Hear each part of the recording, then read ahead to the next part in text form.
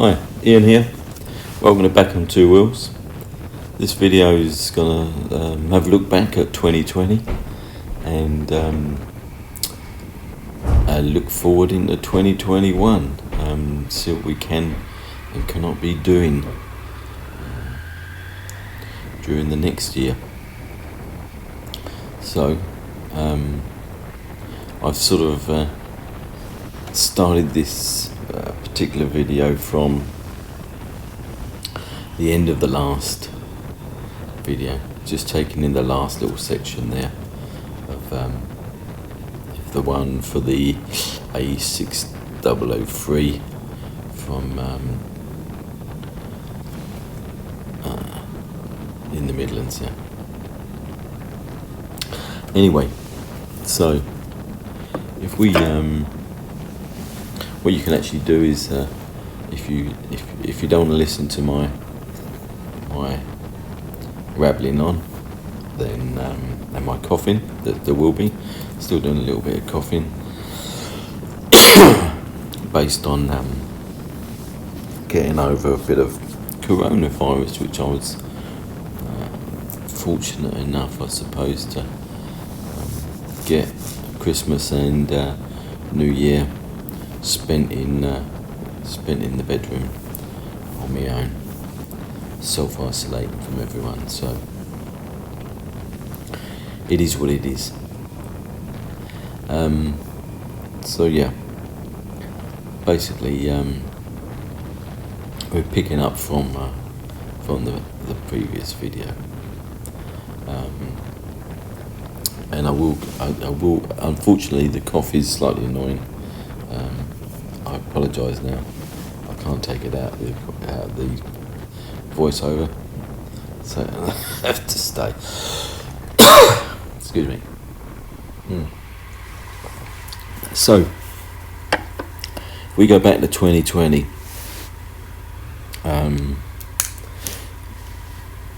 Obviously, prior to that, I've been wanting to find a bike. The bike that I would have been after would have been the XT700.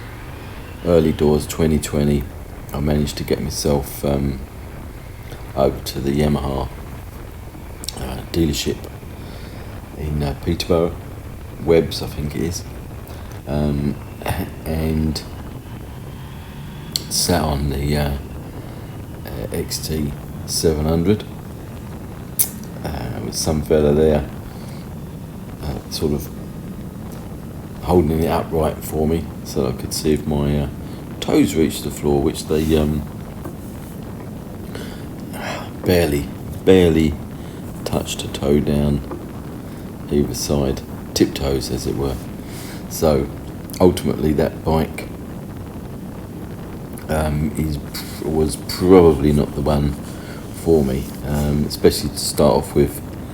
I know that you can get lowering kits, etc., but I think I had to, based on the fact that I hadn't had a bike for 37 years, I needed to be able to know that I could touch the floor when I'm stopping. So anyway, that said, I then had to have a look around for an alternative. Various bikes were sort of considered, and to some extent I was also thinking, okay, it could be, if it's a relatively small capacity bike to get me started with, then that will be good, because it gives me a year or two to sort of get that under my belt and then go for something maybe a little bit bigger. So there was I think it was in either Bike magazine or Ride magazine, they showed some deals, current sort of good deals on bikes, and the 250 CRF 250L Rally was being offered with I think it was about a £600 discount. So I knowing what what I was sort of height wise I was looking for roughly. I got the phoned the people up. I was actually working in Holland, so I phoned the guy up. I think they were just going into sort of lockdown by then. It was mid to it must be mid-March. So phoned the guy up, got him to sit on it, sort of, so that with the weight on it, and then get him to measure the height of the seat, so that I was comfortable with being able to probably get my feet down a bit.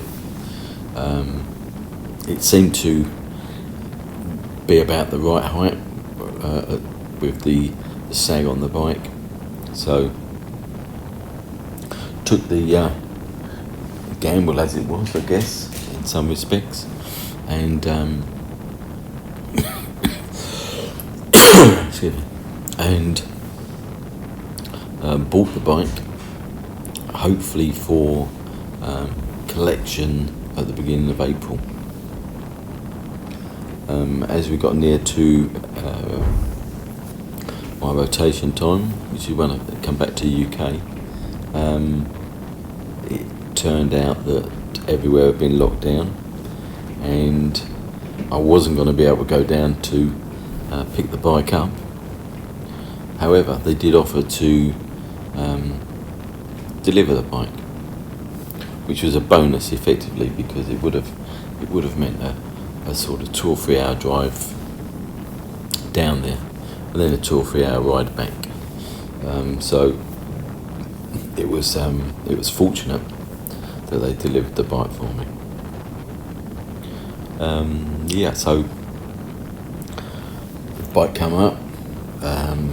I've done a sort of video after, as the bike came off the van and everything, and then I've done another video when I sort of first took it out for a little spin. Being that it was sort of early lockdown days, I couldn't really go anywhere on it. However, just little trips to the supermarket or whatever to pick some up, essential journeys, as it were. So that's all I sort of really had. So and then in June, so I'd ride it to. I was flying out, so I'd ride it to the airport and back each time, and then got it serviced, 600 mile, first service, oil change, etc. And then on returning to Holland on that particular rotation, I took it back with me on the ferry. So I rode down to Harwich in the early morning. Quite a very nice ride back all through the A roads rather than take the motorway, etc. It was a nice ride, about 3 hour journey down there, and then onto the boat. This was probably the first time I sort of would have said that the CRF 250L and Rally could do with a main stand. It only comes with a side stand, and to some extent Honda, for whatever reason, it's quite a long side stand, insofar as the bike's nearly vertical when you're getting on and off it. So for me, being 5'6", shorter in short legs, as it were, it was an issue. I could get on the bike, fair enough, with the side stand down, and then sort of rock over, kick the side stand up. But to get off, I had to effectively get off the bike first, and then put the side stand down, because if I was trying to put the side stand down, it was more or less tipping over. So it seems to me that they could do with, maybe taking 30-40 mil off the side stand so that the bike leans over a bit, and then you can kick the side stand down and then sort of put your weight on the foot peg and get off the bike easier. Little note to Honda there, maybe they can consider shortening the side stand a bit. Anyway, so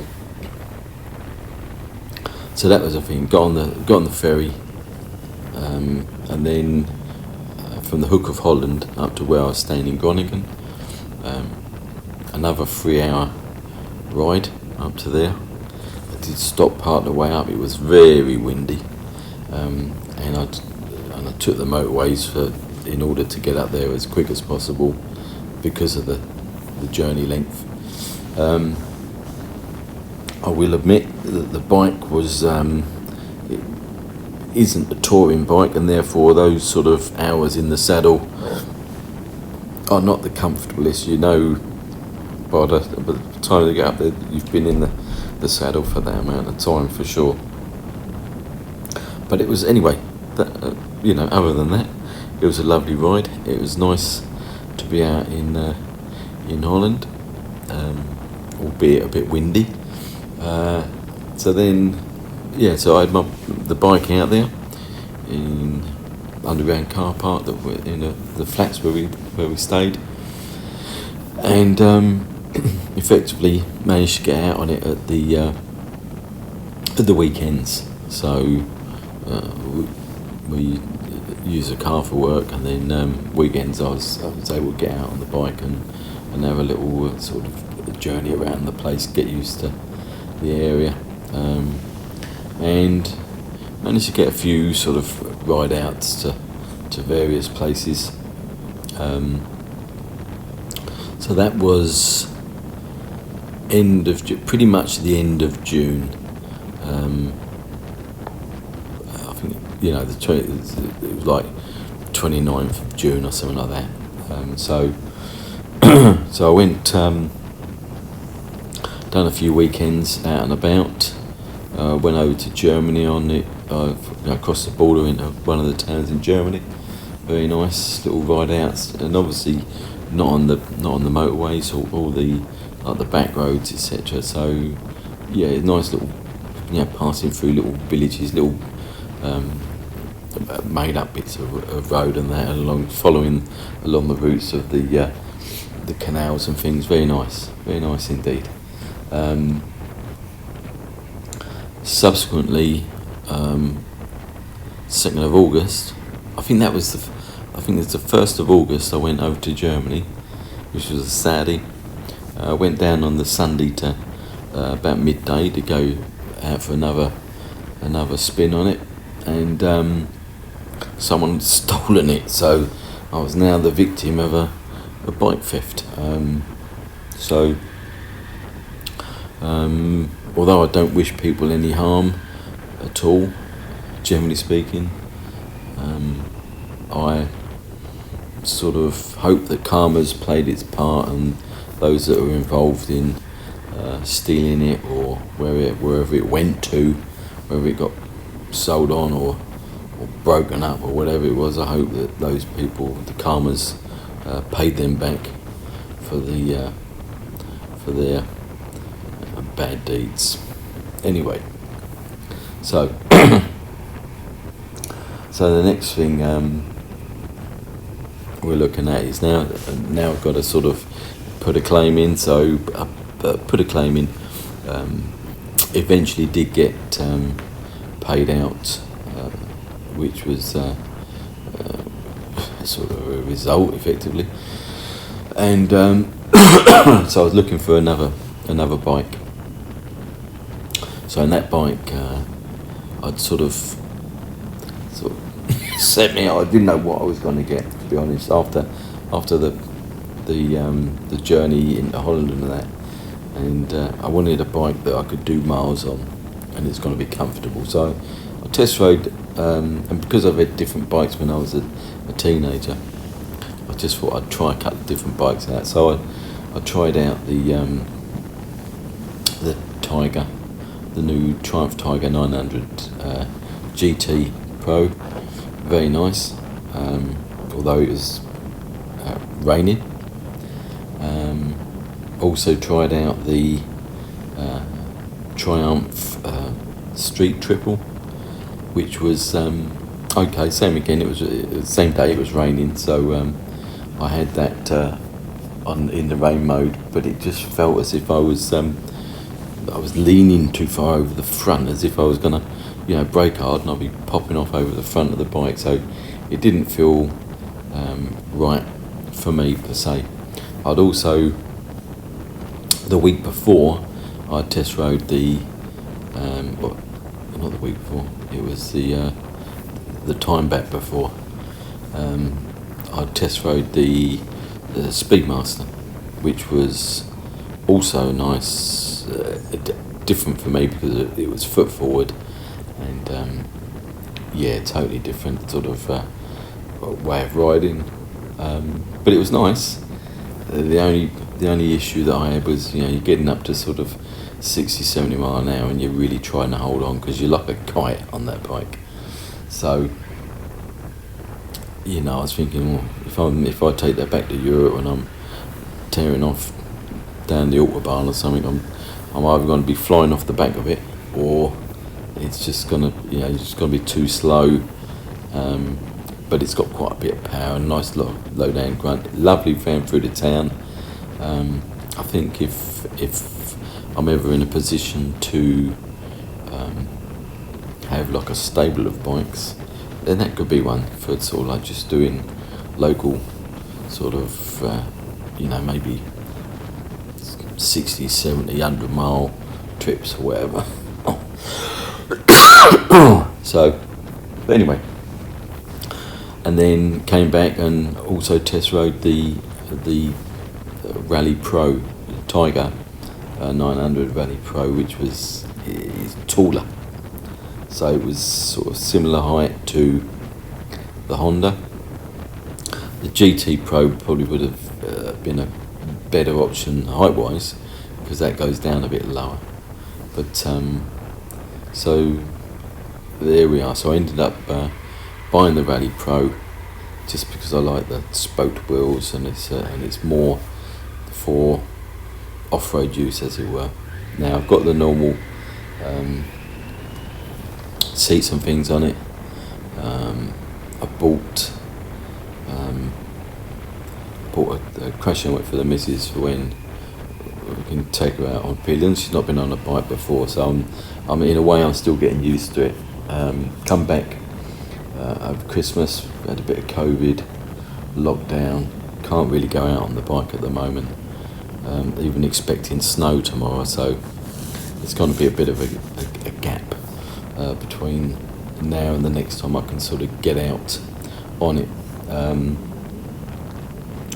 Also during 2020 I was ripped off by a Chinese scamming team or whatever. Ordered a sort of smart crash helmet and they sent me over some rubbish, cheap thing that you wouldn't even give to your grandkids as a toy.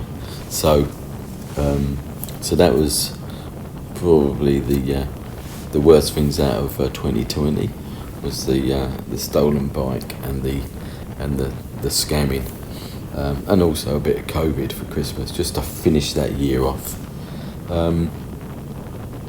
But now we're looking forward to 2021. What's it going to bring? Well, hopefully it will bring some more trips out. I've tried a few different places for the GoPro. As you can see on the video, it shows a nice little view, albeit it's not showing your hands on the handlebars.